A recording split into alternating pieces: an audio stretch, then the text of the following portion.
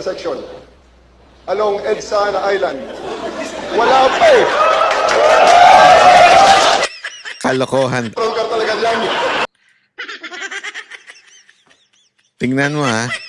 Inang sorry, pero literal, sinabi na niya. Oh, 'di ba? Sinabi niya literal. Oh, alam ko. Alam ko kasi alam ko meron talagang patrol car diyan eh. Wantakin mo mga kababayan, sarili niya binuking niya. Nagbibigay pa lang ng direksyon kung saan pupunta, dumating na yung patrol car. Pambihira. Ng impeachment, whether may laman o wala, para pumasok dun sa 1-year ban. Hindi na kasalanan yun. Kasalanan, nasa batas yun eh. Hindi nyo pwedeng, gumawa kayo ng bagong batas. Kasi sinasabi dito, baka naman gawing palusot yan. So yung mga kaalyado ng presidente, kaalyado ng vice president, magpasa na lang ng bogus na impeachment. Para lang next year na uli siya pwedeng pasahan ng impeachment. Wala tayong magagawa. Yun ang nasa batas. Sundin nyo. Mambabatas kayo, mambubutas. Gumagawa kayo ng butas sa batas eh. Mambabatas kayo. Sundin nyo yung batas. Kung sa tingin nyo may problema sa batas, di baguhin nyo yung batas. Hanggang hindi nababago yung batas, sundin nyo. Yun ang nasa batas eh. Hindi pa pwedeng, hindi kasi sa tingin namin mali yung batas. So, ano na lang, pipili na lang kami. Gago pala kayo, sir, kung ganyan ang sinasabi ninyo.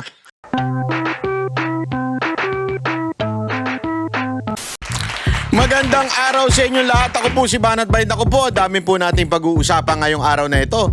Pag-uusapan po natin mga kalokohan po ng gobyernong ito. Grabe talaga ang kapalpakan ng gobyernong ito. Hindi ko talaga maintindihan kung bakit sabi nga nung isang AI sa tingin mo ba diktador? Sabi nung isang AI, sabi niya, sa tingin mo ba diktador si Marcos? Ang sagot nung babae doon sa AI, hindi, sa tingin ko hindi siya diktador, siya po ay adiktador. Ay nako, grabeng AI yan ha. Nililinaw natin, AI po yung video na yun ha. Kung gusto nyo pong malaman yung video na yun, sa Facebook ko, kaya follow po kayo dyan sa Facebook natin ha.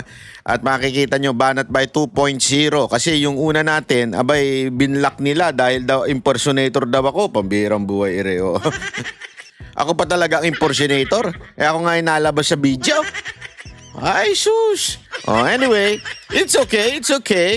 Akala ninyo hindi tayo lalaban ha? Hindi, lalaban tayo. Hindi pwedeng titigil lang tayo basta-basta dahil marami pa pong issue na dapat pag-usapan at isa na nga ho dito, nako po. Dahil palpak ang ekonomiya, dahil nagtataasan ng bilihin, tapos hindi na-aproban yung pagtaas ng sahod ng mga manggagawa, sinisisi ngayon ng Malacanang. Sinisisi ata ni Marcos hindi kasi nagsasalita yung taga-spokesperson niya. So tila sinisisi ni Marcos si VP Sara Duterte, tungkol dito sa ekonomiya ng Pilipinas. Naku po! Ikaw ang presidente, anong pakialam ng vice president yan? Di ba? Tapos isisisi nyo sa mga nangyayari sa impeachment? Gago! Sino man nagdi-delay niya impeachment? Di ba kayo? Inaantay lang kayo ng Senado eh. Anak kayo ng tutsang kalabaw. Hindi pa sumasagot yung mga bata mo sa kamera. Tapos sasabihin mo, dinidelay. Ay, sus, napakasinungaling nyo talaga. Ito, pakinggan natin yung tagapagsalita ng palasyo. Hindi ko alam kung tagapagsalita ba talaga ito o ewan kung sino ba ito. Yusek, good morning. Reaction lang po ng Malacanang. Sa press briefing kasi kahapon sa House of Representatives, sinabi ni House Impeachment Spokesperson Attorney Antonio Odi Bukoy na maaring maapektuhan ang investor confidence kung masyadong matagalan ang proseso sa impeachment ni Vice President Sara Duterte. Okay, mismong nasa business sector na po ang naaalarma sa nangyayari dito sa Senado patungkol po sa impeachment trial.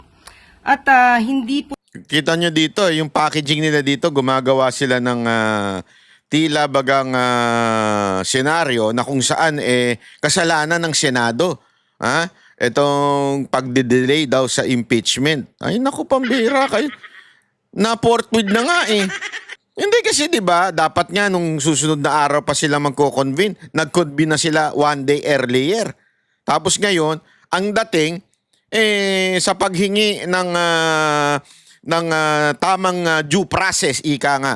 Kasi alam nyo mga kababayan, sa bawat hearing, sa bawat kaso, meron tayong tinatawag na due process.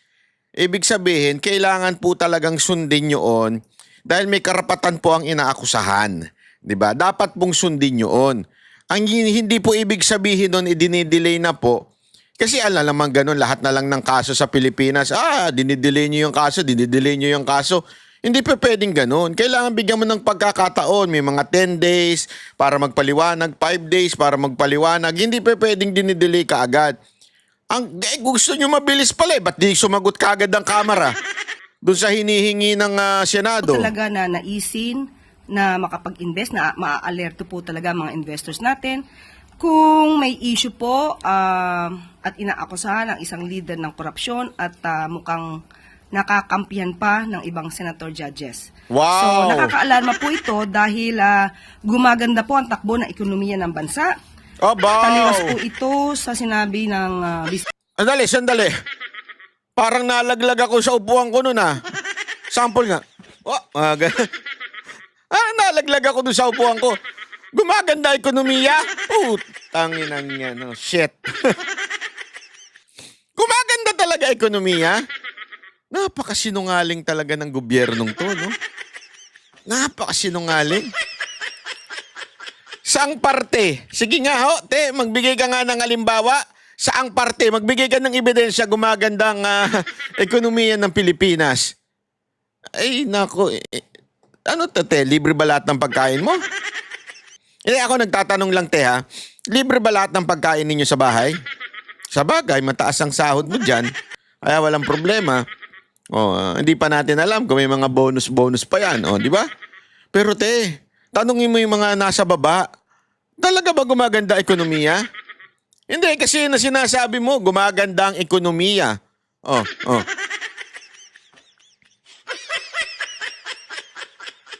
Di ba? Gumaganda ang ekonomiya. Tapos, ang dahilan na babagsak ang ekonomiya dahil kay BP Sara Duterte, dahil sa impeachment na yan, abay, pambihira kayo. Presidente na bagsak ang ekonomiya. Tandaan po natin, natanggal na po ang Pilipinas dito sa Financial Action Task Force Gray List na nakapagbigay po ng mataas na investor confidence sa bansa nito lamang taon. At sinabi rin po ng ADB na na-maintain po ng Pilipinas ang napakaganda pong economic outlook for 2025. So, yung mga kino-quote niya, syempre mga kaalyado nila. So, syempre, siya lang, ano lang yan, pabor lang yan ng pabor. Pero in reality, is it the truth? Hindi, kayo po sumagot, is it the truth? Katotohanan ba yan? Nararamdaman ba yan ng mga Pilipino? Kasi syempre yan, mga figures na yan, yung ebidensyang pinipresenta mo, ay sus, ano lang yan hindi mo masasabing makatotohanan yan. Kasi, alam mo, sa ground, kaya nga dumadami ngayon ang krimen, isa ho sa mga dahilan ay dahil po sa palpak ng ekonomiya ng Pilipinas o pabagsak nga.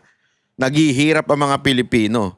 'Di ba? Alam mo, kahit nga minsan sa mga Grab nagugulat na lang ako, hindi ko po ito although bawal po sa kanila yan, alam ko bawal sa kanila yan, pero talagang literal yung mga driver nanghihingi na ng tip. Nanghihingi na ng pandagdag. Oo.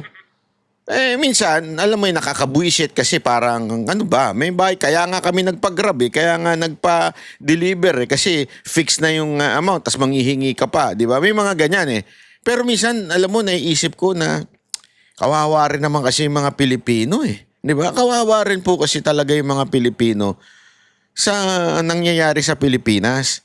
Yung pataas ng presyo ng bilihin, yung basic needs. Meralco, di ba? Magtataas nga din daw. Hanggang ngayon, hindi pa nasusolusyonan yung problema na yan. Pati sa tubig.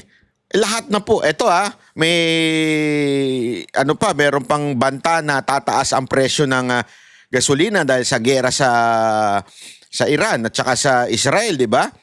Pero baka kasi sabihin nyo iba, sandali, Banat Bay, kasalanan ba ni Marcos yan? Ba't dati sinasabi nyo, di nyo kasalanan ni Duterte yan pag tumaas ang gasolina? Tama kayo dyan. Ako, I agree with that. Hindi kasalanan ni Marcos kung sakaling tumaas ang presyo ng gasolina. Ngunit, datapot subalit. Alam mo nang mangyayari. Actually, alam mo nang mamaya papakita natin na hindi talaga prepared itong gobyerno to sa gere. Alam mo na may nangyayari. Diba? Dapat magkakaroon ka ng contingency plan.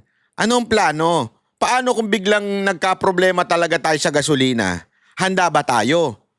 Pag nagtaasan yan, kasi magtataasan talaga yan dahil nung pagtitignan mo yung mapa ng Israel at saka Iran, magkalayo siya Talagang may tinatalo ng siya mga bansa.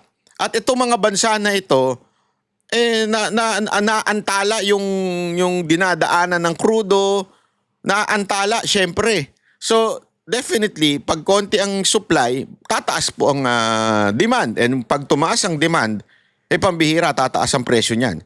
So, dapat nakikita mo na yan. Sabi nga, a good leader creates problem. Ang labo mo ba, Natbaya? Dali, papaliwanag ko. Actually, si Isko nagsabi sa akin ito Tama naman iniisip ko. Dapat, kung ikaw ay good leader, wala pang problema, iisip ka na ng problemang mangyayari. Para, ready ka na. Hindi ka reaction lang ng reaction. O react ka lang ng react. Di ba? Hindi pwede. Dapat, wala pang problema, mag-create ka na ng problem. Ano kaya magiging problema dito?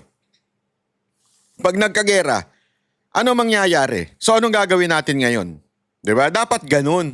Hindi Tingnan nyo, mamaya papakita ko, hindi ready si Marcos dito sa gera na to. Nakakahinayang po kung ang ekonomiya natin ay maapektuhan ng dahilan po sa nangyayari sa Senado. So, ang panawagan lang din po natin sa Senado patungkol po sa impeachment trial, hindi naman po para pabilisin o manghimasok tayo sa ginagawang impeachment trial, kundi sundin naman bakit po ka ang pa dumadaldal? konstitusyon at ang... Hindi, bakit ka pa dumadaldal dyan? Ayaw mong pabilisin.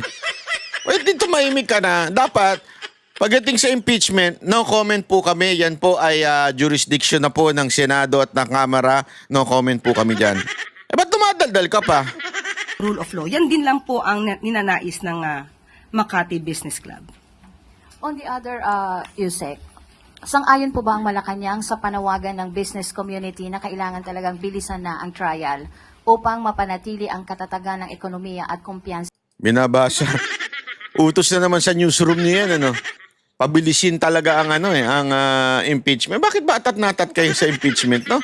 Itong mga media na to. Kasi siyempre, sila nga nag-create din ng problem, magaling din to media, Sabi lang, hindi pwedeng manalong presidente si BP Sara Duterte. Yari na naman yung mga tax-tax natin. Kaya kailangan talagang hindi siya manalo. So, gawa na natin ng paraan ngayon pa lang. Ganon siguro mga nasa isip niya mga yan, no? Mga investor na mamuhunan sa ating bansa. Muli ulitin natin, hindi po kasi manghihimasok ang Pangulo sa proseso sa Senado patungkol po sa impeachment trial. Oh, shut up na. Pero kung yan po ang nakikita po ng mga... Oh, ba't may kaduktong pa talaga? Ang biya. Ano ba? May kaduktong pa talaga? Ay, sus. Gago! Tama na yun Dapat ganun na lang Yun ay sagot dun Ang katatagan ng ekonomiya at kumpiyansa ng mga investor na mamuhunan sa ating bansa. Muli ulitin natin, hindi Oh. po kasi manghihimasok ang Pangulo sa proseso sa Senado patungkol po sa Yan. impeachment trial. Tapos na. Tama na. Diyan na lang.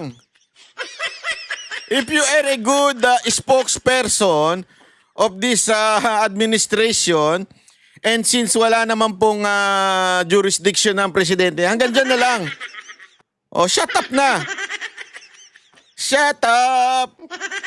Bakit tutuloy-tuloy ka pa? Pero kung yan po ang nakikita Ay, po ng sus! mga nagnenegosyo, Hindi talaga niya matanggap, no?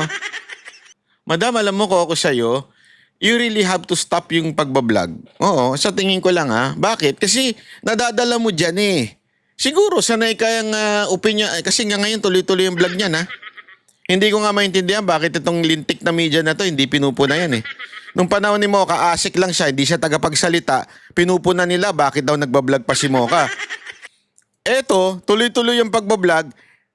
Yusek to mas mataas pa to. Tapos spokesperson, ano pa to, press secretary pa, o ang tawag dito, press officer pa ito. Pero hindi nila pinipigilan. Bakit? Tama mali. Hindi ko maintindihan bakit ganun. Investors natin sa Pilipinas, eksperto sila sa mga ganitong bagay, kung ano ang mas makakabuti sa ekonomiya. Sa tandaan natin, ang sabi lamang po ng Pangulo, sundin ang konstitusyon at ang rule of law. So, ba't dinadagdag sa mo? impeachment trial, at yun na nakikita ng business sector, sana bigyan din po ito ng pansin ng Senado. Dagdag pa talaga eh. Kailangan talaga magdagdag, ma'am. Pambira ka, oo. Pambira ka talaga. Kaya na lang din nagagalit sa ang taong bayan eh. Dahil sa ganyan mong bida-bida eh. Hindi, alam mo, ito ang daming dapat pagtuunan ng pansin ng gobyernong ito. Hindi ko maintindihan bakit yung lintik na impeachment na yan ng araw-araw na lamang pong tinatapik. Ito, pakita ko sa inyo Ayan. Ito. Kita nyo ito? Inihayag ng DWM, yung Department of Worker, parang mali, DMW yan eh. Ito naman si Balita. DMW yan, di ba Department of Migrant Workers yan? Ba't nauna yung workers sa migrant? Na pumalo na sa mahigit 100 mga Pinoy ang nagnanais ng makabalik ng Pilipinas mula sa Israel kasunod ng tumitinding tensyon sa pagitan ng naturang bansa at Iran. Nako po. Saklolo! Marami pang Pilipino. Ayan So alam mo, ito. Ito yung sinasabi natin eh. Ang dami-daming pwedeng pagkukulang pansin ng Pangulo.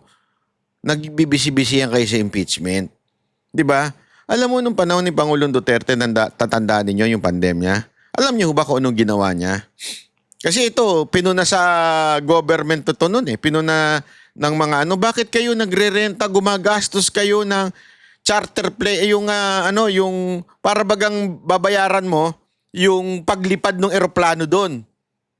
Tapos pabalik. Ibig sabihin, bayad na. Talagang para kang kumuha ng private plane para maibalik dito. Hindi commercial, hindi sinakay isa-isa sa commercial, hindi ganon. Talagang kumuha ng eroplano, tapos pinapunta dun sa mga bansa na kailangan na nila umuwi dito because of the lockdown ng pandemya. Di ba? May ganon. Alam niyo mga kababayan, pinuna yan nung panahon ni Duterte. Pero sa totoo lang, tama yun eh. Kasi aanuhin mo ang pera kung wala na ang tao. Kaya mamili na kayo, mag-shopping na kayo. Hindi, biro lang. Di ba, aanuhin mo yung pera ng gobyerno, kung mamamatay naman yung mga tao doon dahil nga naman yun yung panahon ng pandemya. Ngayon ba't hindi gawin ito? Nagtitipid tayo? Ano ba? Mas mahalaga ba yung pera kaysa sa mga Pilipinong... Nakita nyo na ba? Ako, pinapanood ko sa video yung mga nangyayari sa Israel, Iran. Grabe, sabi ko. Gera talaga. Kasi yung 'di ba napanood natin yung nangyayari doon sa ano ba yun, yung gera rin ng Israel at saka yung sa Hamas, 'di ba? Yung mga doon sa umatake sa kanila. Doon pa lang medyo, grabe ito. Pero itong Iran at Israel na gera, ay grabe. Kasi hindi rin papatalong Iran sa tindi ng mga kagamitan nila sa gera eh. Talagang sabi ko, grabe, gera na talaga ito. Ito na yun. Ito na yung sinasabi ng Biblia sa sa mga huling panahon. 'Di ba? Nagkakatotoo. Hindi ko maalam mo yung para minsan hindi mo maisip na totoo pala mangyayari ang mga gayaan. 'Di ba? Pero talagang nangyari. Nangyayari na po. Nako, patindi talaga to. Ay nako. Anyway, eto nga, nagbisi-bisihan na naman po sila sa pandemya. Kaya nga, wait pakinggan po natin kung anong nangyayari dito sa pandemya, sorry. Impeachment. Pakinggan natin kasi alam mo, meron na namang nilabas na kalokohan itong kamera eh. Pero bago yan, pakinggan muna natin etong tamang tagapagsalita Ha? Oh, ito. Ito, pakinggan natin, ha? Disrespectful litigants o walang galang na litigante. Ito ang tawag ni Attorney Reggie Tongol, tagapagsalita ng impeachment court sa mga kumukwestiyon sa naturang korte na aniyay layon ay manira lang ng puri imbis na idulog ang kanilang reklamo sa Yun. tamang sanggunian. Paliwanag ng abogado, sino mang litigator na magaling sa kanyang propesyon ay nalalaman na madali at mabilis lang ang maghain ng mosyon. Partikular na dito ang motion for clarification, manifestation, pagsunod at formal na entry of appearance. Ngunit 7 araw matapos mag-convene ang impeachment court, wala pa rin anyang naghahain ng mga nabanggit sa korte. Kung ang goal anya nila ay mapabilis ang pag-usad ng kaso, dapat sila mismo ay tumalima rin at hihain ang dapat ihain kaysa ginugugulang oras sa pag-atake sa korte. Yon, di ba? Ay, nako. Ito yung isang bagay na hindi natin maintindihan eh. Kasi this is a court process. Ang nangyayari ngayon, trial na po yan. Parte na po ng trial.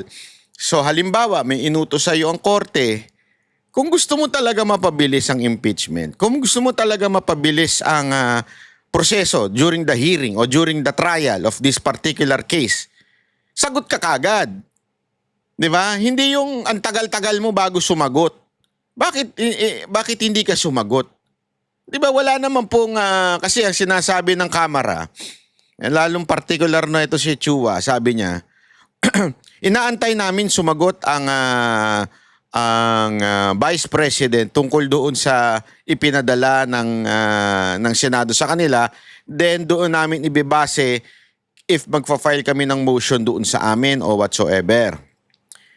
Alam mo, wala namang kinaugnayan.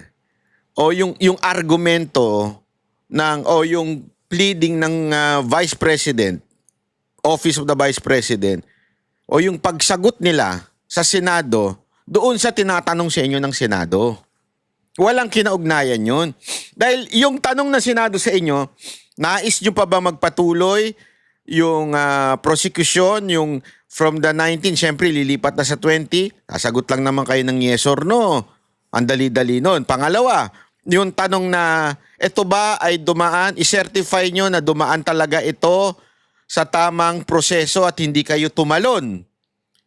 Hindi nyo naman kailangan tanungin o alamin ang argumento ng Vice President, di ba, para sagutin lang na dumaan ito. Bakit hindi nyo na lang sagutin? Ang tagal-tagal nyo, tapos putak kayo ng putak sa putang inang mga bayarang media, ha? At ayaw nyong sagutin na lang ng diretso. Tapos magre-reklama kayo, ang tagal-tagal naman ng impeachment. Bumabagsak ang ekonomiya dahil sa impeachment. Alam mo, Yusek Claire Castro, kausapin mo yung mga congressman. Anyway, pakialamera ka naman din eh. Pakialaman mo yung mga congressman. Sabihin mo, sumagot na kayo na magsimula na to, na matanggal na sa posisyon yan. At threat yan sa amo namin. Ganun diretso nyo na lang. Ang dami nyo hanas eh. Di ba? Ang dami nyo sinasabi pa na, okay, so ganito. Di ba? Oh. Ayon naman kay Senate Minority Leader Aquilino Coco Pimentel III, komplikado ang utos ng impeachment court na pagbabalik ng articles of impeachment sa House of Representatives. Ba't ba daldal pa ng daldal to, di na to kasali? Ewan ko alam, daldal ng daldal to, hindi nakasali to sa eksena. Wala ka na eh. Sa 20th Congress na yan eh. Hindi ka nakasali, talo ka na eh. Alam ko na kung ba't siya dumadaldal. Hindi kaya ito napag-utusan ni Marcos? Uy, yung asawa mo, inapoint ko ha. Ikaw na bahala sa akin dyan. Hindi kaya? Hindi kaya po? Sa mata nila, for sure, hindi unconstitutional yung ginagawa nila. O ngayon, binalik na namin para sagutin kami na, syempre, hindi unconstitutional sa mata namin when we made it. So, it really caused unnecessary delay. It introduced a maneuver, a detour na hindi na kailangan gawin. It introduced legal concepts na not so clear ang meaning. When number one, we could have just assumed it, and then number two, we could just have asked them simply without returning. Gayunman, naniniwala pa rin si Senador Pimentel na dapat sagutin ng Kamara ang kahilingan ng impeachment court. I hope the House of Representatives being a party to the case, sila nga ang nag-initiate nitong kasong ito, they should try their best to comply with the order of the Senate Impeachment Court. Asher Kadapan Jr., UNTV News and Rescue. Diyos ang aming sandigan. Yun talaga ang dapat dun sumagot itong impeachment court itong mga senador sa impeachment court. Kasi ang tagal-tagal na naman po niyan. Bakit ba? Hindi ko maintindihan. Ano bang napakahirap doon sagutin na isi-certify mo lang naman. Yung ginawa namin, okay yun. Yung ginawa namin, tama yun. Na constitutional yun. Walang problema doon. Alam mo kung ba't ang tagal sumagot? Gusto nyo malaman? Tanong niyo yung mga asawa ninyo. Hindi, walang biro. Tanongin niyo yung mga asawa niyo. Pag ang tagal sumagot ng asawa ninyo, pag tinanong niyo, saan ka galing? Pag ang daming iniisip, ang daming alibay, pag ganun-ganon, alam mo na. Tama, mali. Pag tinanong yung asawa mo, bakit amoy shampoo ka? Nakamotor ka lang naman papunta at pauwi galing opisina. Dapat naaarawan ka, ba't amoy shampoo yung buhok mo?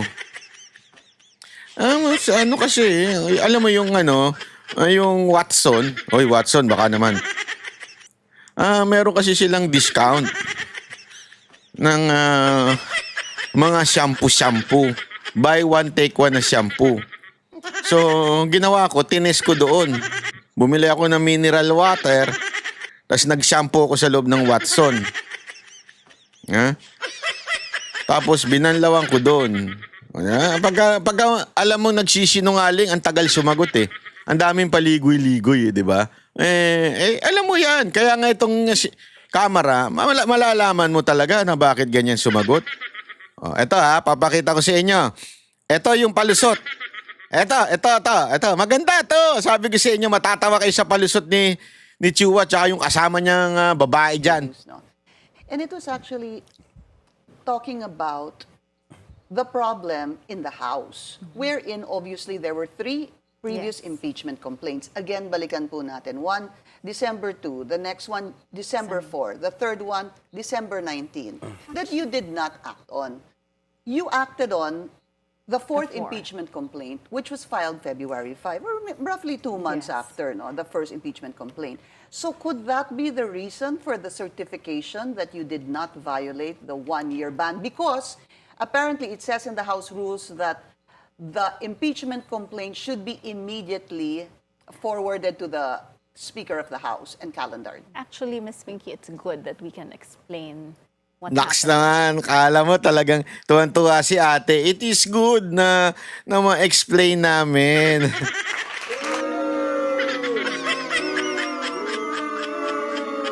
Pero ipapakita natin yung explanation nila kung nasa hulog o wala tingnan natin. In the House. And, well, first, I can assure you that it was above board. Everything was above board. So the first impeachment complaint was filed on December 2. And under the Constitution, we have 10 session days within which to include it in the order of business. So all of the first 3 impeachment complaints were included in the order of business on February 5, which is the 10th session day. Even yung December 2. Nagigets ninyo? Ganito palusot. So sinasabi ni Pinky Web, apat yun So nagsimula nung December 2, bla bla bla. Pero inaksyonan nyo na February. Okay? Yun yung yung tanong. So dumaan yung first, dumaan yung second, dumaan yung third, at fourth, tapos inaksyonan nyo yung fourth sa February. No, isipin nyo mabuti yun Ito sagot niya. Yung 10th session day niya was Feb 5? Yes. So, ang sinasabi nitong babae na to, Kasi, ang nakasulat daw sa rules, 10 session days. And since December, maraming break, yung aabot daw yung session days na 10, February na. Ang binibilang, hindi yung araw na pumapasok hindi yung araw-araw. Kasi siyempre, definitely, from December 2 to February, lagpas na 10 araw yon. Yung session day daw. So, kaya nila inaksyonan ng February pa kasi abot pa naman daw yon within the rules na 10 session day. Yan yung paliwanag niya. Kaya nga, idiniin pa ni Pinky Web. So, pati yung December 2, mula doon hanggang sa February ay 10 session day. Ito. So we are counting session days and Yes, not yes. Because calendar December days. 3 Yes. is session number 27. And December 5 and February Saklolo si Kuya. 5 is session number 37. At 36? 36 ba? Hindi nga nila alam. So, binibilang. So, tinan nyo gina-justify nitong maman to. Session days and Yes, not yes. Because calendar December days. 3 Yes. December is 3? session number 27. Sa 27, yun yung session na day. 27, yung December 3. And December 5 and February 5 is session number 37. So, 37 daw. Ay, mali. Sabi niya, mali yung kwenta ko. Gawin natin 26. 36? 36 ba? 36. Para at least 9 I don't days. quite get that. But basically what you're telling me, pasok po yung 10, Pasok siya. Yes, pasok siya sa 10 session yung days. February 5. Yes. 10 Yung session. 2 months We're after. talking about session Opo, I days. understand that. Yes. Kasi marami ho kayong break, etc. Yes. Hindi ho ba? There are periods or And there are sorry, yung days. session days niya is Monday, Tuesday, Wednesday. Yes. Okay. There are some days when, because of what's calendared in the order of business, they have to merely suspend and not adjourn sessions. So, So, what's wrong with this argument? What's wrong with this argument? This argument does not justify na dapat yung fourth impeachment case ang talakayin. Because we are talking about December 2. December 2. The first impeachment trial, pinasa ng December 2. So therefore, kung within the 10 days, pasok pa pala, until February 5, dahil within 10 session days yun, bakit hindi yung first impeachment ang diniscuss? O yung pinasa? O yung sinagmit? What happened to the first, second, and third impeachment? Bakit tumalong kayo sa fourth? Yun ang problema dun eh. Yun ang kini-question dun. They're trying to justify na tama lang naman yung oras. O sige, sabihin na natin tama yung lintik yung palusot. Pero bakit tumalon kayo sa fourth impeachment at hindi nyo dinaanan yung first, second, and third? Kasi remember, pag kinuha yung first, ipinasa ng kanilang secretary tapos ipinasa po sa kanilang SecGen, sa kanilang speaker, hindi na pwedeng i-discuss pa yung pangalawa. Kasi may tinatawag na 1-year ban. So, pag yan na-discuss, tapos yan ang ginamit na article of impeachment, ipapasa na dapat sa Senado yun. Malamang sa malamang, nahinaan sila doon sa first impeachment. So, pinili lang nila. Hindi pwede yun sa batas. Hindi pwedeng tumalong ka. Kung ano yung nauna, yun dapat ang una mong i-discuss. O yun ang dapat una mong ipasa from SecGen to the Speaker. At the Speaker, dali naman sa Committee on Justice. So, ibig pong sabihin, nilaktawan nyo talaga yung first, second, and third. Kasi sinasabi nyo dito, 10 days yun, pasok pa. Pasok pa pala eh. Ba't di nyo diniscuss? Huli sila sa sarili nilang bibig eh. Pasok pa yung ano eh. So hindi nila diniscuss yun. Yun ang tinatanong sa inyo ng Senado na ayaw nyo sagutin. 10th session day yung February 5. So it was calendared So if on that day. you're saying if that is brought up, pasok pa po yung sinasabing 10 days So na yun. actually, it's good that we are able to clarify Okay. this. No. You did not clarify the question of the Senate. Bakit hindi nyo ipinasa yung first? I hope that they are able to understand the proceedings in the House of Representatives. Ikaw hindi I guess makaintindi. the problem, Congressman Joel, is also the often remark that we've heard from the Secretary General that hindi pa po ipinapasa sa Yan. office ni Speaker ang impeachment complaint kasi nakikiusap pa yung ibang mga congressman. Pinag-aaralan pa nila ito. Or, if I remember correctly, baka may isa pang impeachment complaint. So parang ang lumalabas po talaga, natenga po siya sa office ni SecGen. Well, actually, in the first place, wala namang period na binibigay si SecGen ang batas as long as pasok ka doon sa requirement. So, Hindi. Sinabi mismo yan ni SecGen. Sinabi niya mismo na inaantay pa yung pang fourth impeachment bago ipasa. Nahuli siya sa interview eh. Nahuli po siya sa interview dyan. Sinabi niya mismo yun. Tama yung sinasabi ni Pinky Web. Hindi pa sinabi niya, inantay niya yung iba. Na which is bawal. Kasi bakit? Ano sabi? Immediately. O, mukha nyo. Gago! Kung dati, portweed kayo ng portweed. Ito po, sinasabi dito, immediately.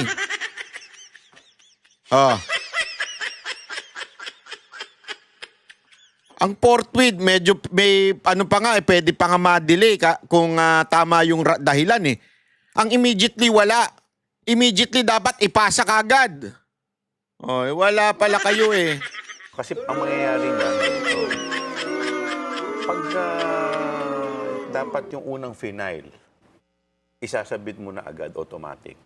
Oh, So, tama. mangyayari niyan, every time na lang na magkakaroon ng every year, pagkakakampi ka ng Pangulo or ng kahit sino man, magpa-file ka na lang ng impeachment, whether may laman o wala, para pumasok dun sa 1-year ban. Hindi na kasalanan yun. Kasalanan, nasa batas yun eh. Hindi nyo pwedeng, di gumawa kayo ng bagong batas. Kasi sinasabi dito, baka naman gawing palusot yan. So yung mga kaalyado ng presidente, kaalyado ng vice president, magpasa na lang ng bogus na impeachment. Para lang next year na uli siya pwedeng pasahan ng impeachment. Wala tayong magagawa. Yun ang nasa batas. Sundin nyo. Mambabatas kayo, mambubutas. Gumagawa kayo ng butas sa batas eh. Mambabatas kayo. Sundin nyo yung batas. Kung sa tingin nyo may problema sa batas, di baguhin nyo yung batas. Hanggang hindi nababago yung batas, sundin nyo. Yun ang nasa batas eh. Hindi pa pwedeng, hindi kasi sa tingin namin mali yung batas. So, ano na lang, pipili na lang kami. Gago pala kayo, sir, kung ganyan ang sinasabi ninyo. Kung ganyan, hindi ko sinasabing may problema yan, sir, kung ganyan ang sinasabi ninyo. Hindi pa pwedeng mamili lang kayo. Ang naaayon sa batas, once na ipasa yung impeachment, immediately kailangan ipasa. Hindi pa pwedeng puro palusot. Opo, para hindi matuloy ang kahit Yes. So, anong magiging mangyari. Opo. yan eh. Magiging Pwede baguhin nyo nga yung batas.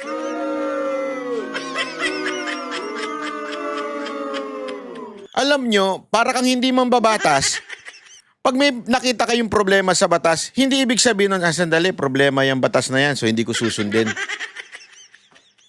Gagawa tayo ng sarili nating batas. Hindi pa pwede. So, sasabihin na lang ng mga nagmumotor, tangin ng NCAP yan May problema yung NCAP na, hindi na kami susunod dyan. Nakikita kaming problema sa NCAP eh. Sabihin ng mga rider. So gusto nyo ganun? Di ba sir, dapat ang tama dyan, sumunod kayo. Ngayon, hanapin nyo yung representante ninyo, magpasa ng bagong batas tungkol sa NCAP.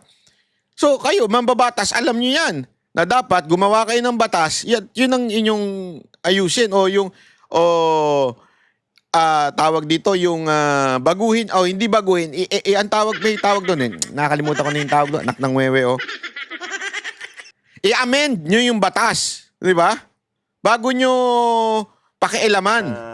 Maaabuso rin. Yeah. So kaya nga dito siguro at wala namang Parang hindi abogado ito si Chua, no? mali dun sa ginawa ni SecGen as long as papasok ka dun sa period na nakasaad dun sa batas. Now, it did not happen only this administration. During the past administration, during the time of President Duterte, if I'm not Naksa. mistaken, there was also this incident where an impeachment complaint was also filed and 3 months thereafter na dun lamang na i-agenda. So, this is not novel. But it Nangyari- never reached the Senate. It never reached the Senate. At saka sandali lang. Wala namang question dun sa sinasabi niyong 10 session days. O, sinasabi kasi nito, kahit naman nung kay Duterte may ganun din. O nga, within 10 session days. Di ba? Wala namang question dun. Pero ang problema dito, yung pagtalo ninyo sa pang-apat na impeachment complaint. Gago! Nagpapalusot pa po kayo eh. At saka una-una, bakit si Duterte? Bakit hindi mo sabihin, pangalanan mo yung speaker at that time? Hindi naman labas naman siya sa si Duterte. Yung speaker ang pakalanan mo, pagsabihan mo yung speaker nyo nun. Pero hindi nga pasok nga ho in 10 days eh. Oh. Okay, there's a second, certification that the Senate is asking from the House of Representatives. We're going to talk about that after the break. We'll be back with House Prosecutors Joel Chua and Bel Zamora. This is On Point. Ay, nako po. Alam nyo, ito problema dito sa mga congressman natin eh. Ikita nyo, palusot ng palusot, yari kayo. Sabi ko sa inyo, pag nakaharap nyo si Marcoleta, yari kayo talaga. Ay, sana mapanood din ni Marcoleta ito. Nagmagaling eh, no? Hindi kasi hindi naman nila sinagot yung tanong eh. Di ba? Yung palusot na, ang sinagot lang nila ay yung palusot na 10 kaya tumagal. Pero hindi nila sinasagot yung issue ng bakit hindi nyo diniscuss yung first, o hindi nyo tinakil muna yung first impeachment, tapos yung second, tapos yung third, ba't tumalo na kayo sa fourth?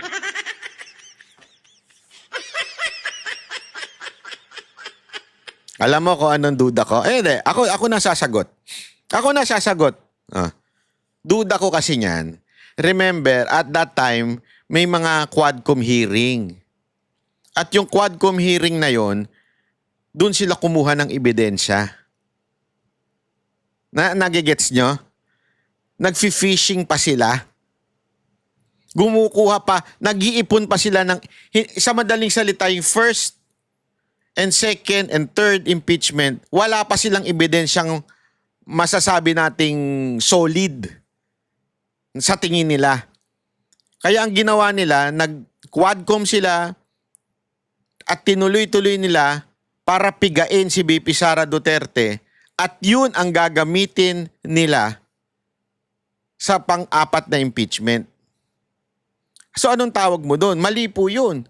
Para kang ang tinatawag nga nila doon, di ba, yung fishing expedition na parang ang dating, wala naman talagang kaso, naghanap ka ng kaso.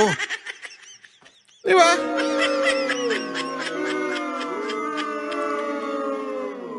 Yan ang sa tingin kong paliwanag. Eh, ang problema, may batas tayong bawal yan. Bawal po yung ganyan na aantayin mo na dumami muna o di kaya tatalunan mo na yung fourth impeachment. Bawal po yan. Diyan kayo madadali. Kaya ako sa tingin ko, maiiyak to mga ito.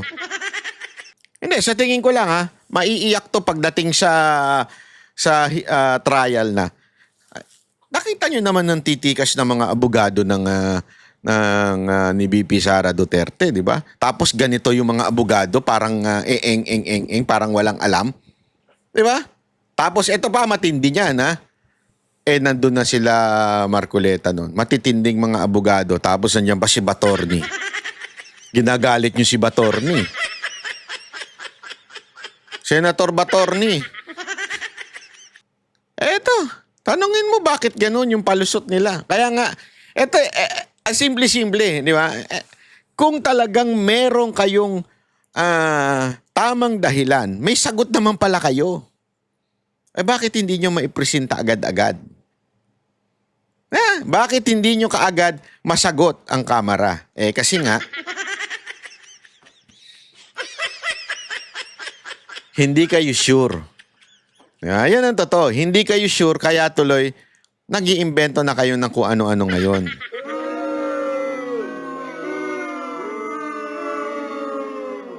Ito, pag-usapan natin to. Ito, grabe ho ito. Ay, tindi. Alam nyo, ganito talaga kawalang niya ang, speaking of impeachment, ganito na po talaga kawalang niya ang ating gobyerno. Kita nyo yan? Nakikita nyo yan? Tinanggal ho, ha? Ay, mali. Sorry. Dinilit po ng COMELEC ang data nitong nakaraang eleksyon. Di ba? Bakit nyo kailangan i-delete? Agad-agad. Nagmamadali kayo? Ayaw nyong antayin na magkaroon ng hearing sa Senado? I-hearing muna kayo ni Marcoleta? Sabi dito, the Commission on Election COMELEC on Tuesday deleted all files in the National Printing Office. May petition for manual counting. Bakit nyo na dinilit? Tapos sasabihin nyo, wala na, delete na. I-empty nyo na rin yung trash bag nyo. Trash bin pala. Ito, style ito ng mga ngalunya eh. Delete ng delete. Based on resolution issued on May 27 as part of transparency, we approve the deletion of data in the NPO server. Dinilit talaga. Grabe, no? The deletion of the file is being administered after the conduct of every election in compliance with Data Protection Act. Nako. Okay naman sana yan. Ang problema lang natin dyan, mga kababayan, sana inantay muna yung mga petition doon sa manual counting. Di ba? Paano yung manual counting na yan? Kung deleted na yung files, ay naku po. Wala talaga. Para talaga hindi masilip, di ba? Hindi, sa bagay, mga kababayan, talagang ganyan po ang COMELEC ngayon eh. Talagang medyo abusado. Bakit kanyo? Ito, papakita natin ha. Ayan. Tinanggal na ang registration ng Duterte Youth Party List. Kinancel na ni Chairman George Garcia.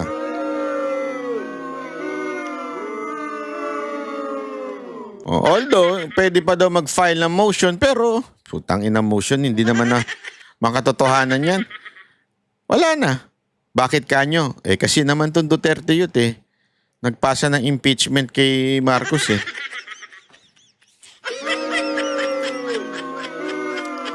Alam mo mga kababayan, ito po ay magbibigay ng fear sa sino mang congressman na magpapasa ng impeachment against the president. Yan ang sa tingin kong gusto nilang mangyari. Para magkaroon ng takot ang mga congressman na kung sino man ang kumontra kay Marcos at kay Romualdez, gagawin kayo ng paraan. Kasi alam nyo mga kababayan, ang tagal na hong nung panahon pa lang nila Duterte, alam nyo kung sino nag-file ng ganito? Yung mga NPA na mga party list dyan sa Kamara. Yan po yung yung mga kasamahan ng CPP, NPA, NDF. Sila po yun Kasi nga, itong si Cardema, talaga namang grabe, ipahiya itong mga NPA na ito. 'Di ba sa mga debate? O yung gumaganon. Yung TikToker, kulang na lang tumirik ang mata Dahil napahiya ho 'di ba? Panahon pa lang nila Duterte, gumaganyan na yung mga animal na yan eh. Ano nangyari? Wala naman eh. Kasi nga, wala namang kwenta yung kanilang petition. Bakit ngayon na-actionan? Anong pinagkaiba? Alam ko na. Kasi nga, in-impeach nito ng Duterte Youth Party List si Bongbong Marcos. Gago! Diyan pala makikita mo na, mali yung babae sa AI. Bakit? Ano ba sabi nun sa babae sa AI?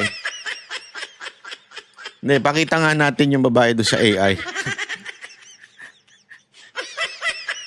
Sabi kasi nung babae sa AI, ano ba yun? Hindi yan diktador. Diktador yan, sabi niya. Sandali. Diktador ba? Sandali, da-download. Nililinaw lang natin. Baka sabihin na naman iba, nagsisir ng... Alam ko. Ito. Ito na nga po mga kababayan. Pag-usapan pa po natin itong... Ay nako. Etong... chotomate. Ito pa. Kalokohan talaga ng lintik na gobyernong ito.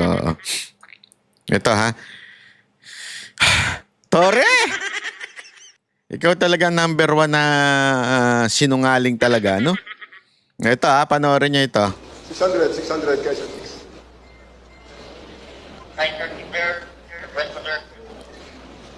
3 minutes police response. Kindly send policemen. Aurora, EDSA, intersection. Along EDSA na island. Wala pa eh. Una, malakas ang loob ko. Kasi yung lugar na yan, alam ko may patrol car talaga dyan. Tingnan mo Tang-inang sorry, pero literal, sinabi na niya. Di ba? Sinabi niya literal. Alam ko. Alam ko kasi alam ko meron talagang patrol car diyan eh.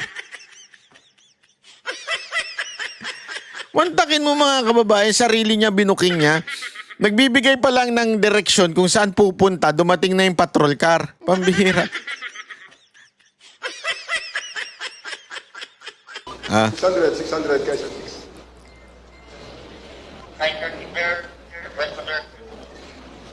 3 minutes police response. Kindly send policemen. Aurora, EDSA, intersection. Along EDSA na island. Wala pa eh. Kalokohan. Alam mo kasi ang problema dito kay Tore. Kasi siguro ni-ready niya na itong patrol. 'Di ba? Ang tagal magsalita. So, umabot na siya dito. Hindi naman siya pwedeng dumiretso kasi ang layo ng U-turnan niya. Hindi na siya aabot ng 3 minutes. Yan nga yung sinasabi natin eh. The idea is not bad. Okay? But the problem is the situation. Yan po ang problema kasi yung sitwasyon po eh. Hindi po, alam niyo yun, madaling sabihin 3 minutes, pero yung sitwasyon, kasi yan, traffic yan eh. Paano kung na-traffic, tas bigla mo na lang tatanggalin sa posisyon dahil nagkaloko-loko, dahil lumagpas ng 3 minutes. Diba?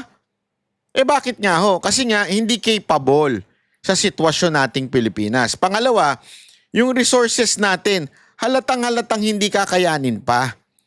Hindi katulad ng ibang bansa na matindi Halimbawa nga, kung magre-responde sa isang bank robbery. Alam naman natin kung sa bank robbery, hindi naman po mga pipitsuging baril ang gamit niyan, di ba?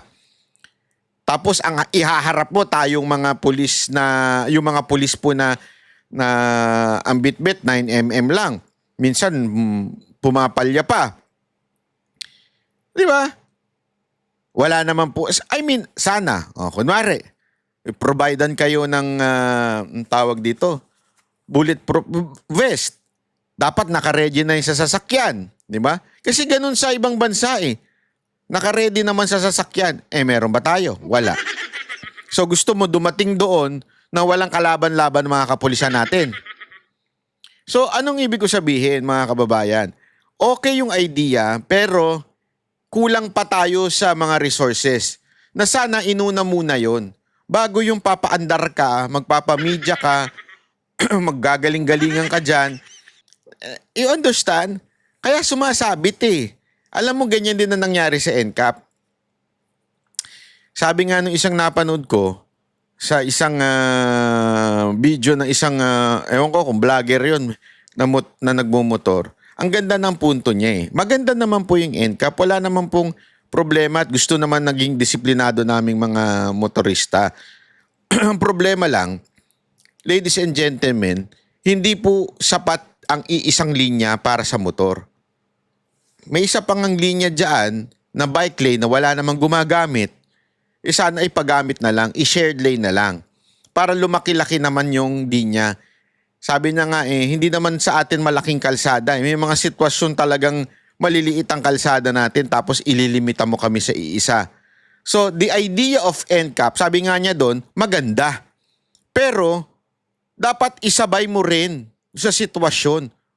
Lawakan mo yung dadaanan namin, ayusin nyo yung mga signal, hindi yung bigla na lang magdidilaw sa gitna. Kasi 'di ba hindi na gumagana yung mga countdown. Kasi ang problema niyan, pag nagdilaw sa gitna, naandun ka, inabutan ka, napicturan ka.